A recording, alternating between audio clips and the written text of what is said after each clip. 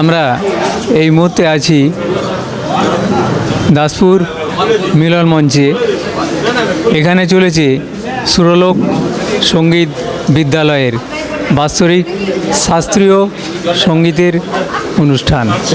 এই অনুষ্ঠানে এই সুরলোক সঙ্গীত বিদ্যালয়ের ছাত্রছাত্রীরা তাদের সঙ্গীত শাস্ত্রীয় সঙ্গীতের বিভিন্ন আঙ্গিক তুলে ধরবে।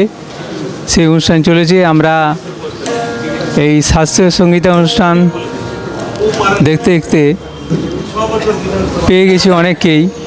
তাদের কাছ থেকে আমরা আজকের এই সুরলোক সঙ্গীত বিদ্যালয়ের ইতিহাস এবং অন্যান্য কথা আমরা জেনে নেব।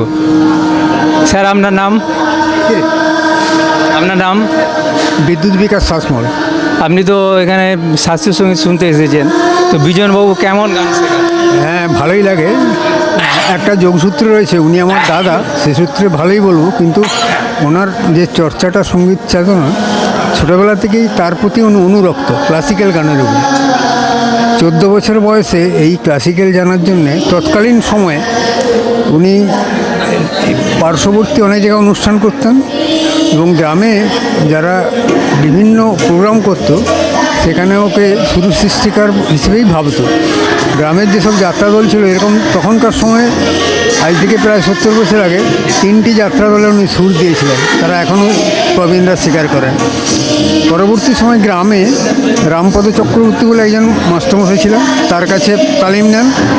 এরপরে চিত্ত মুখার্জি, আপনারা জানেন কলকাতা আকাশবাণীর অমিয় বন্দ্যোপাধ্যায়, তার কাকা তৎকালীন ফিল্মের ডিরেক্টর ছিলেন, তার কাছে তালিম নেন। পরবর্তী সময় ভিজি যোগের কাছে তালিম নেন এবং নিজে সেইগুলো প্র্যাকটিস করে দারুণ ঋদ্ধ হয়েছেন। অনেক ছাত্রছাত্রীদের করেছেন, সবারই ভালো লাগে। আপনারাও তার সঙ্গে যোগাযোগ দেবেন, নিরহংকারী মানুষ। তার শাস্ত্রীয় সঙ্গীত চর্চা কিভাবে এগিয়ে চলেছে? এর একটা প্রাচীন ইতিহাস অনেক রয়েছে। সেই মাটিতে দাঁড়িয়ে এখন যারা চর্চা করছেন কাজটা অনেক সহজ হয়েছে। কিন্তু আগেকার দিনে যখন রামপদ চক্রবর্তী, আমাদের নিরাপদ ব্যানার্জি, রাজনগর এরা করতেন, তখন এখানে প্রসারটা কম ছিল, মানুষের আগ্রহটা ছিল। এখন চর্চা অনেক বেড়েছে, সঙ্গীতের অনুষঙ্গ অনেক